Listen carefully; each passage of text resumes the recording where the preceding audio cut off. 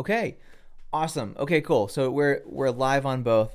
Um, so that makes sense. And then we're live. Yep. YouTube. Good. Good. Awesome. Okay, cool. So yeah, just so everybody knows, we're going to be doing an anatomy thing today.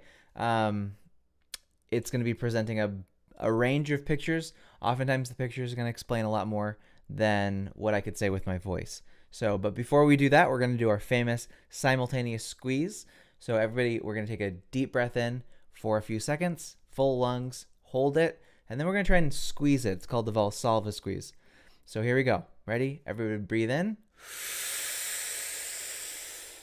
All the way. You can take a sip of air at the top and then hold and squeeze it. 5,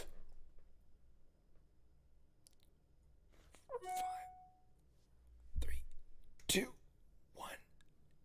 And exhale. Nice. Good. So that's how we do the Valsalva squeeze. Now the squeezing is actually happening in multiple places. You're kind of squeezing a long chain of muscles across your abdomen. So you're kind of squeezing your six-pack abs, your diaphragm, your rib cage. You're kind of like squeezing around your head and your face to prevent air from leaking out of your head. So anyway, so let's do this. How I'm going to kind of run this is I'm going to put up on the screen a range of different images that will help us kind of understand the vagus nerve a little bit more.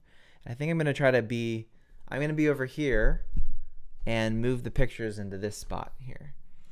So there we go. Okay. So as I explained for today, this is basically like a slideshow, and I can move through these pictures at any pace we need to, okay? There we go. So, okay, so this picture is really interesting. This represents a cross-section of a vagus nerve, a human vagus nerve. There's, you can see there's picture E and picture F. Now, I'll zoom in a little bit more so you can see it a little bit more clearly. So you can see on picture E that there's a lot of blue circles. That's called the myelin sheath that surrounds different parts of the vagus nerve internally. On the right side, you can see a pretty clear-cut lessening of the thickness and diameter and proliferation of these blue circles or dots in this case. On the right-hand side is pathogenic destruction of the vagus nerve. So this is what it looks like when your vagus nerve is damaged. On the left-hand side is a healthy vagus nerve. So when people ask that question of like, well, I asked my doctor and they did a scan of my vagus nerve, but they didn't find anything. It's like, well, how were they going to find anything? If this is the degree that your vagus nerve can get damaged, this is like neurological damage. Myelin sheath are extremely thin. And the only way that they got this picture was after the person was already dead. When they were dead, ex vivo, they cut their vagus nerve in half and looked at it under a microscope. So again, just do the math on your end. You got a vagus nerve test from your doctor and they said, looks fine to me.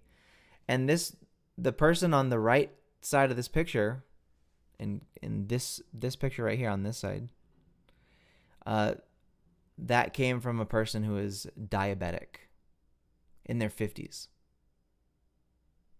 So you don't have to have like clear-cut vagal nerve issues, although diabetes could be similarly related. But anyway, that's what damage can look like in the vagus nerve. It can be very, very small, but it can affect you significantly. I believe I read that some of the symptoms on the person on the right side were gastroparesis, reflux, and depression.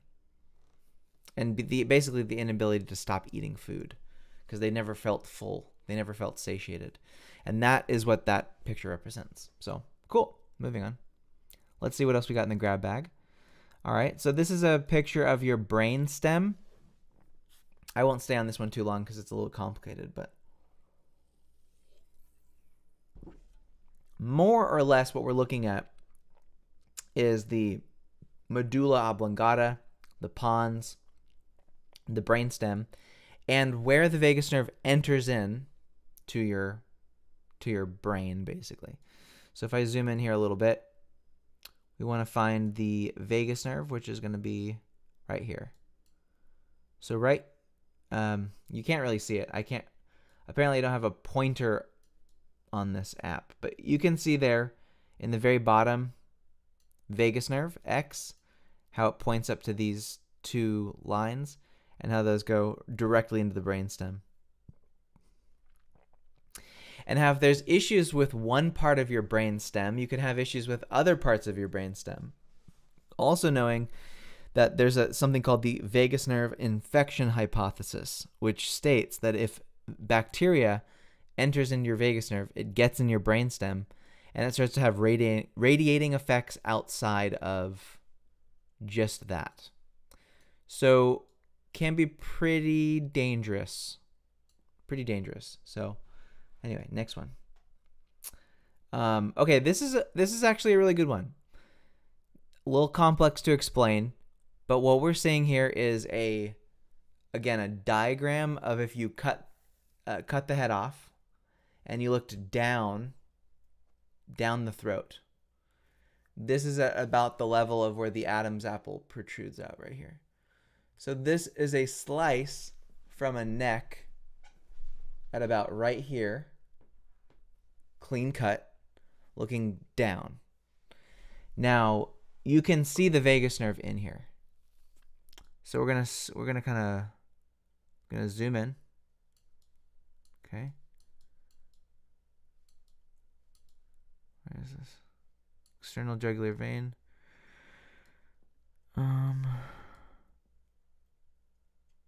Okay. So basically, right? I don't know if you can see it. It's hard for me to use a laser pointer of some sort, but right here in the middle, this is where you're going to see your vagus nerve right there.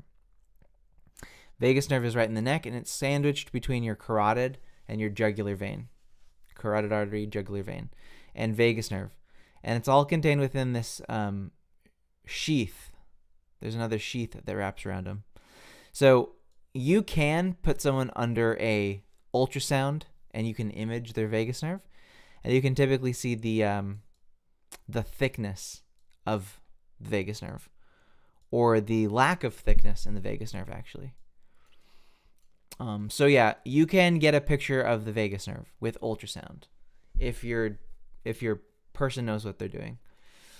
Also, I'll keep eyes on the chat. If anybody has any questions specifically or wants me to stop or make the picture bigger or something like that, please just let me know, and I'll help. Here's a really cool one. This has got to be really old. This looks like a phrenology picture. But you can see right here in the middle, whatever, look for the number 10. Go to the brainstem, look for the number 10, and look how it branches down: heart, lung, stomach, liver. And that's the vagus nerve. That's that huge nerve that goes back up and down to your body. And a lot of these other cranial nerves are like the ninth is the the ninth is the accessory nerve. 11th is the glossopharyngeal. So these are kind of interesting, right? Yeah. Huh. Anyway, so yeah, kind of interesting picture. Let's go on. Okay. So I believe this is the picture I show maybe clients when I'm teaching them where to stimulate ultrasound. Maybe that got in the anatomy picture, I'm not sure. Well, that's one of the places you can stimulate. Okay. Cool picture. Very complicated. A lot going on. Would be ideal if I had a laser pointer. But no worries.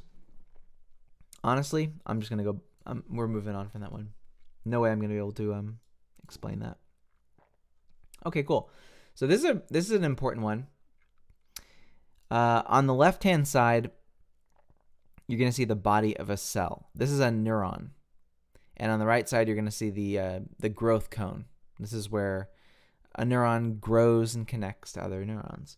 And in the middle, you see microtubules and basically in red lines. Microtubules make up a vast bulk of the vagus nerve because a vagus nerve has to be very long and it has to have a lot of microtubule bundles, neurofibrillary bundles. And so the vagus nerve is, since it's made out of a lot of microtubules, there's something that I do in my program in phase 1 where I have people specifically supplement with the most in-demand amino acids that go into your body's production of microtubules. Because your microtubules, they want to stay strong, they want to stay there forever, but if you are malnourished, then microtubules can decay and die. So it's very important. What we found is that if you supplement with the right amino acids for the microtubules, that your vagus nerve can maintain full cohesion up and down throughout your whole body. So that's a portion of when people scratch their head and they go, why does Sterling run something called the Vagus Nerve Stimulation and Repair program to help people stimulate and repair their vagus nerve using VNS? What's the repair part about? Because wouldn't you just want to stimulate the nerve? And you can stimulate a nerve, but you can also some types of stimulation, when you remove the stimulation, the neurons revert backwards. So if you are signing up for like electrical stimulation of the nerve, and they've shown this in the brain, they've shown this in petri dishes, that the gains that you make under electrical stimulation are only there for as long as you're stimulating with electricity. So with that all in mind, what we want to have people do regardless is to feed your body with the right tools to create growth that's going to outlast stimulation of any sort. So anyway, interesting concept.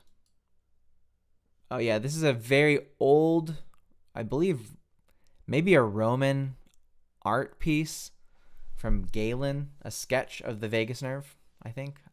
Or it's just an artist rendering that looks old. It's very cool though. And what you can kind of get the sense out of is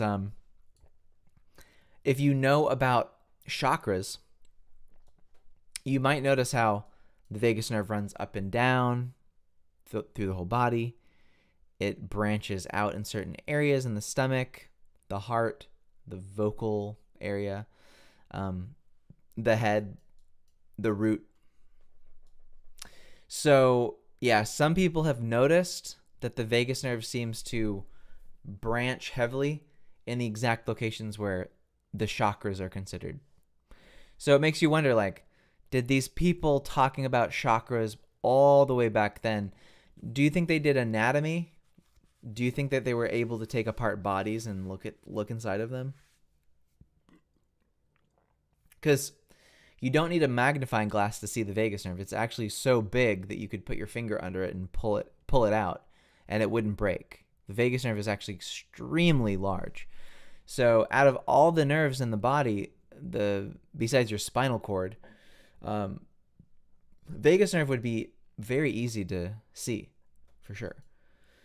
So moving on. Here's a good one. This is kind of neat. Yeah, so this one just kind of gets right to the chase and talks about the innervation of the diaphragm and the lungs through the phrenic nerve.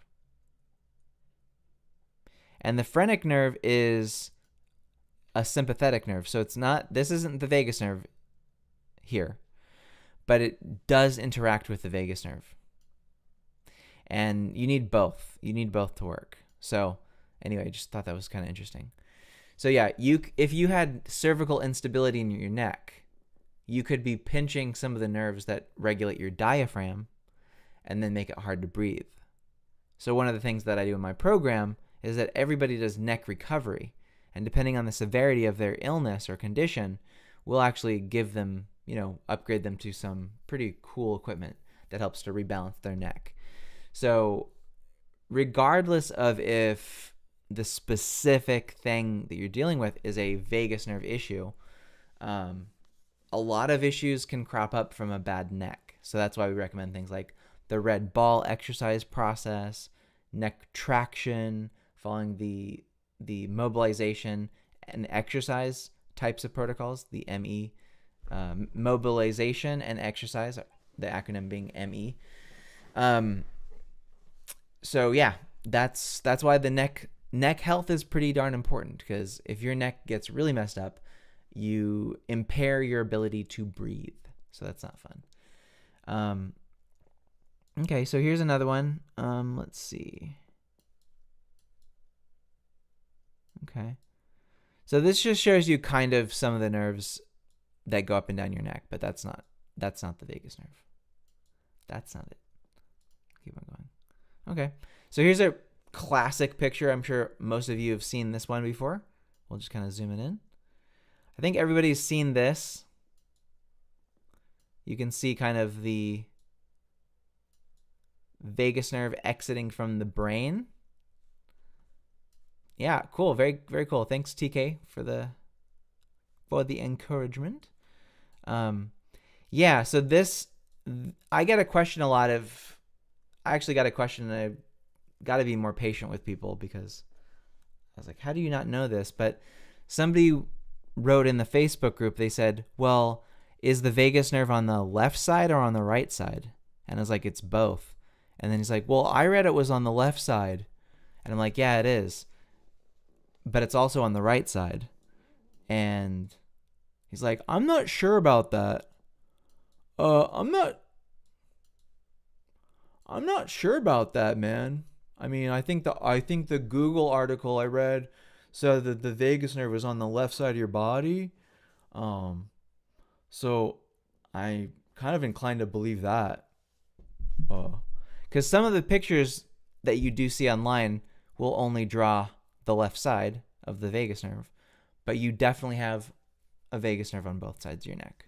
Just so you guys know. But anatomically speaking, I'll just zoom in here again. Look in the very middle, right where the vocal cords are. You can see the laryngeal nerve that controls your voice is right here in the very middle of the screen. And then it goes down to your heart and your lungs, your digestion, goes everywhere. So pretty darn important to keep this thing healthy. I mean, it's probably going to be, I'm beating a dead horse here, I think, but you know. These are some other places where your vagus nerve goes, but I'm going to skip this one because it's not superior for educational purposes. I'm going to skip that one because I've had people report it to Facebook because they think it's too graphic, even though it is a picture of the vagus nerve in a real human neck that's been cut open. But I can't share that because, you know. Here's a really interesting one. This is a sketch of just where the vagus nerve goes without anything else. So it's just kind of the thread of the vagus nerve. I think it makes a good piece of art, more or less. But you can see around the heart, the vagus nerve goes there. You can see the trachea and the lungs. You can see the throat. You can see a lot of stuff. I mean, I thought, yeah, kind of a beautiful work of art there, I think. So moving on. Here's another one. Too complicated to get into in this fashion. As I told you guys, this is going to be a low-tech anatomy lesson. So here's another cool one. Just talking about some stuff. Okay. Here's a kind of important picture that you'll see presented in a lot of different ways. So I'm going to make this a little bit bigger. So you have 12 cranial nerves. They all enter and exit from around your brain stem. The 10th nerve is your vagus nerve. And if anything goes wrong with the vagus nerve, all bets are off. But you can also see how close these things are, that if you were to damage some part of your neck, that you could impinge the accessory nerve, the hypoglossal, the vagus, and the glossopharyngeal. And also there's the vestibulocochlear nerves, which go to your ear. And those are just right next to the vagus nerve. They're 2 away from the vagus nerve. So that's why some people are using vagus nerve stimulation to treat tinnitus or tinnitus. So anyway, kind of an interesting diagram of cranial nerves. Here's another, I would say, very famous picture. I'm sure we've all seen this one to some degree. This might be, not sure, maybe why some people think it's only on the left side, even though it is on the right side too. But you can see again, where it goes and all that kind of fun stuff. So it's kind of cool to see it in these ways. That's why I find this to be valuable. Okay, that's not an important one. Okay. We talked a little bit about microtubules in today's video. So this came up. Microtubules make neurons long. Microtubules enable neurons to be very long, like your vagus nerve. Your vagus nerve is the longest nerve in your entire body. So inside of it, it contains microtubules. When your microtubules get injured, they basically fall apart and they have to be rebuilt from scratch. So that's why what I was saying earlier is that if you're stimulating your vagus nerve to repair it, you have to supplement with the right amino acids, because each one of those blue or purple spheres on the screen, those little circles, each one of those is a protein structure, like a large multi-complex protein, and they all have to dock together. And that's all just amino acids right there. And so if you are trying to repair damage and your vagus nerve doesn't have the right amino acids, it cannot repair. So you can stimulate it as much as you want, but you might be setting yourself up for further injury down the line if you do that without doing the other stuff. So that's why I'm always a big stickler on, I prefer the method of coaching rather than the method of, buy this tool, it's going to make 1,000 claims and it's going to sound miraculous. But buying that tool isn't going to change someone's diet. It's not going to change what they're eating. It's not going to change their mindset habits too much. And they're certainly not going to strengthen their neck. So, which we've seen are all very important pieces of this vagus nerve puzzle. So anyway, next.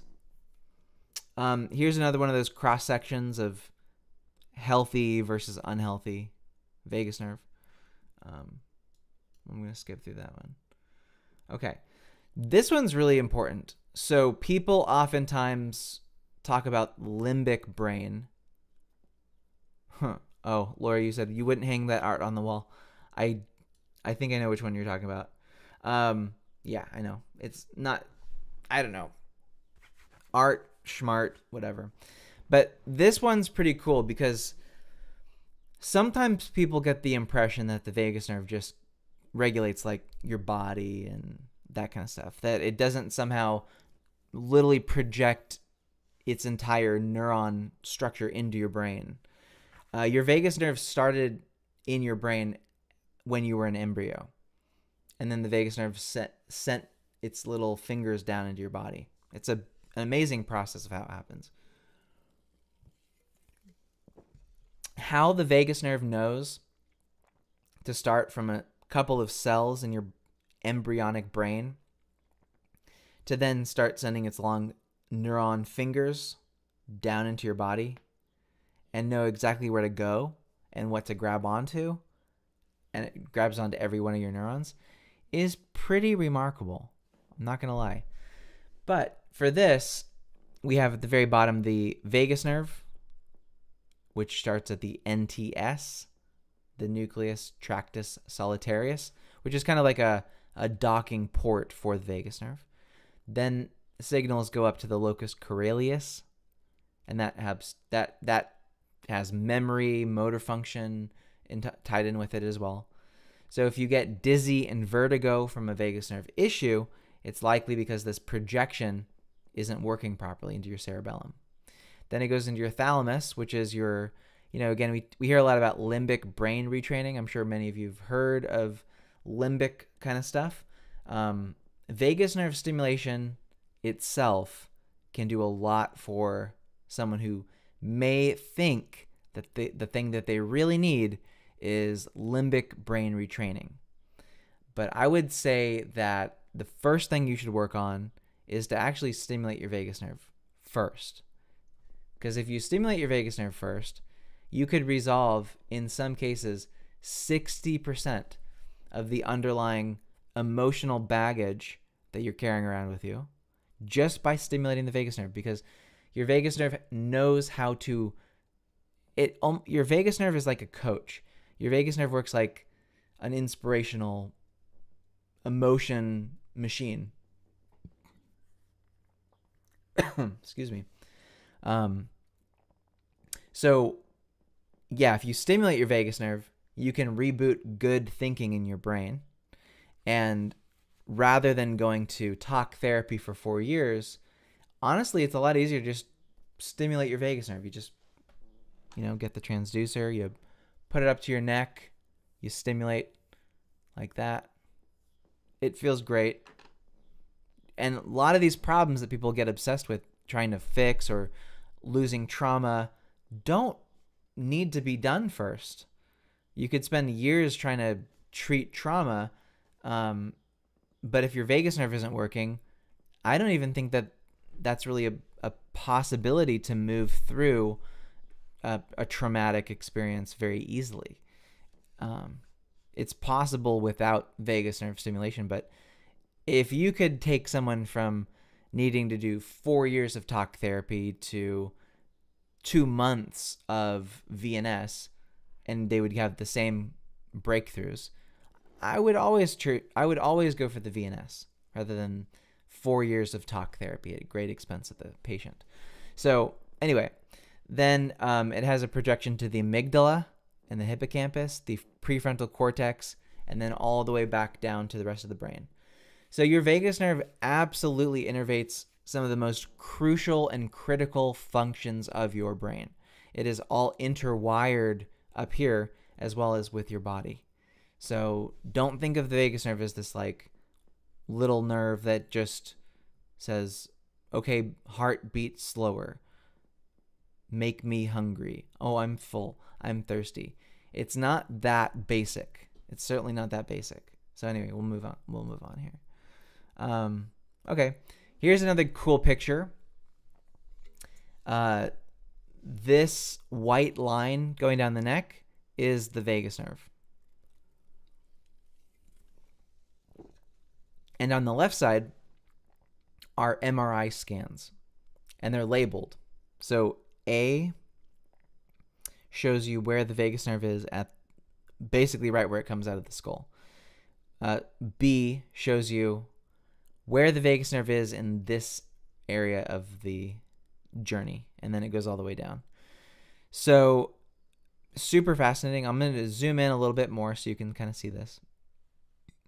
Now, the reason this would be valuable is to understand that you can see the vagus nerve with something like ultrasound or something of that nature. So it's not impossible to do.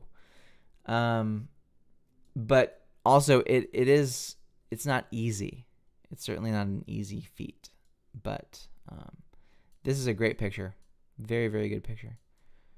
I love that one. Cool. Moving on. Okay, cool. So this is a marketing picture I found of a vagus nerve stimulator that's been implanted on top of the vagus nerve and is able to stimulate the brain to reduce the seizure activity.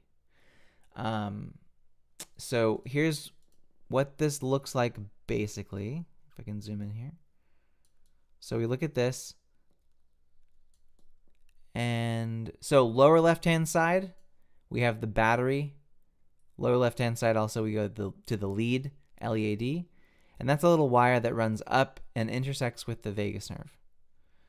And then I'll get really close in here. So the vagus nerve is in yellow, and then the spiral cuff lead wraps around the vagus nerve very gently and very safely. And also they put a lot of I'd say slack in the vagus nerve line. So even if you move your head up and down or whatever, is that you're not yanking on anything. There's extra coil of more of the wire. So you can do anything with your head and neck. You have full range of motion. You can't feel anything in your neck. The only thing that you'll see or feel is that battery, which is put under your chest. So yeah, that's an effective therapy for treating a lot of different conditions. I can tell you that. So kind of cool. All right, that's not very relevant. Let's see. Okay, this is a great picture. Very important one. Good. Okay, thanks, Lori. So I believe, I'm just going to do a little quick check. I believe this picture I have on screen is rather important, and I wonder if I have it in my video.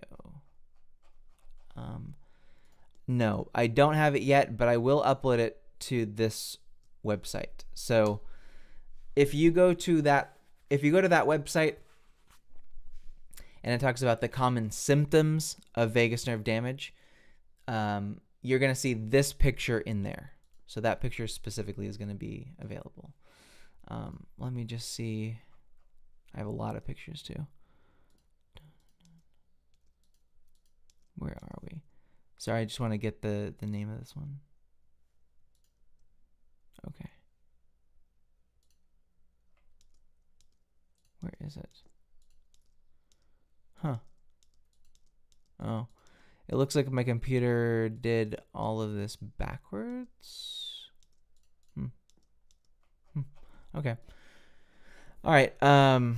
So yeah, so this one is a little too complex to describe in this context, but briefly, just so you all know, there's the distinction between, I'll make this full screen here. So on the left-hand side, you have parasympathetic function. On the right-hand side, you have sympathetic function. Sympathetic function happens when you're stressed or you're motivated to get something done that could be life or death for you. So that's called sympathetic. Left side is parasympathetic. Parasympathetic function is basically what happens when your body wants to relax, when you want it to calm down. So you can see a ton of stuff here. You can see when your vagus nerve is active, you get motility in your gut. When you're stressed, you have inhibition of your intestines. So for instance, a young gentleman today asked me, is the vagus nerve related to gastroparesis? Could the vagus nerve explain why I have gastroparesis? And I said, definitely. Your vagus nerve is critical for allowing your intestines to move. So if you don't have any intestinal movement, then it's a high likelihood. See, we can see here on the left-hand side under parasympathetic, stimulates activity of intestines. And then you can see the branch going right to the colon, the small intestine, everything. So it's pretty darn important. And then what happens too is that on the right-hand side, you can see when you're stressed. So anyway, a picture best downloaded onto your computer for review. And how I would recommend you use a picture like this is to basically track your symptoms and then go, why am I feeling this way? Does this mean my vagus nerve is working well, or am I in sympathetic mode? So that's kind of an important picture for that. Here's an interesting one. More cranial nerves in the neck, but not useful for this. Here's a good picture. This also shows in a much more cartoony way the different branches of the vagus nerve. So, and where it goes.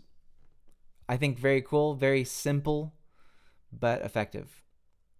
So the vagus nerve goes to the spleen. People who are in my program know how important the spleen is for all this. Kidney, colon, stomach, liver, lung, heart, laryngeal branches, pharyngeal branch. Your ability to speak, drink, and eat are all in large part controlled by your vagus nerve too. And this is just the physical stuff. This doesn't even get into the emotional stuff, memory, social cohesion. All are tied up into the function of the vagus nerve too. So, but these diagrams just kind of, again, with the nerve so complex, it's difficult to capture all the nuances in one picture. It's just not possible. That's a cool picture I have. Oh, that's going to play. Cool. So you can see it's kind of like an animation. So you see the two yellow lines going up and down. That's the vagus nerve for sure. And you can see the signals, the afferent signals traveling up to the brain. You might think of this as like these are the signals of hunger that somebody's getting. So when they have that happen there, right there, that could be their vagus nerve signaling to their brain, hey, I'm really hungry. I haven't eaten for a long time. Can I get some food down here? And that's kind of what that signal could represent as far as what's going into your brain. So yeah, cool little animation. I believe Gamma Core put that together, which is neat. Cool picture also. More like stock imagery. Not exactly vagal, but interesting nonetheless. Okay. Cool. All right. Another interesting one. Yeah, so this one is important because see on the upper left-hand side, well, middle left, it says vagus X nerve, and it points over to the side. So there's the brain stem here in the middle, or like on the left side, and then you can see where the vagus nerve exits through a hole in your skull and then descends down to your body. So if there's any cervical instability in your neck, that is a very, like I would say, dangerous spot to have a nerve. But that's how we were built, and that's just, that's just how it is. So neck health is really, really important for sure. Cool. Anyway, so a ton of pictures we could go through. I'll just kind of go through them a little bit faster. Gamma Core. Another cross section of where the vagus nerve is. What else? Oh, this is a cool animation. I like this one too. So you can see here the signals of the vagus nerve lighting up as information travels up into the brain. Typically, this would be something like reporting your stomach information on the axis, your vagus nerve, to your brain, telling you that the food that you just ate contained the right amount of amino acids so that you should feel full now. So your vagus nerve is critical for reducing overeating or even undereating. More overeating. If you stimulate your vagus nerve, your body is going to be able to know that you've gotten the right amount of food. So you don't typically see people on VNS very heavy set. And they actually give some patients with obesity, they're now giving them the option to stimulate their vagus nerve because it literally doesn't do any. Some of them are surgical, some of them are not. But in this case, with the vagus nerve, if you stimulate it in most ways, you can see someone start to lose weight naturally.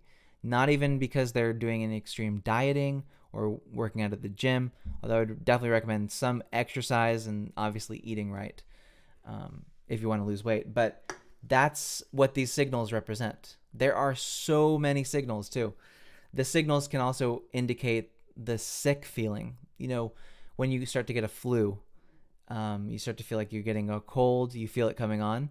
That is the signals coming up from your vagus nerve telling your brain, hey, get ready, something bad is coming. We gotta start a war, basically. So that's your immune function. That's, are you hungry? Are you full? Does your bladder feel full?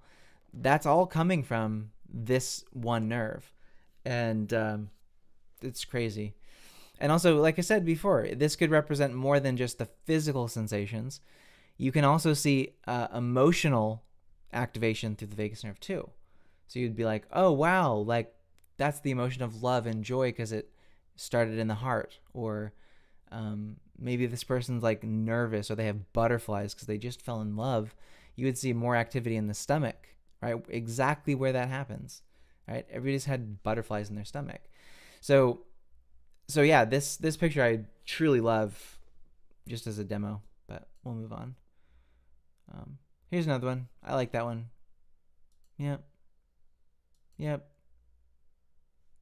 More cross comparison of a vagus nerve of a healthy subject on the left and an unhealthy subject on the right.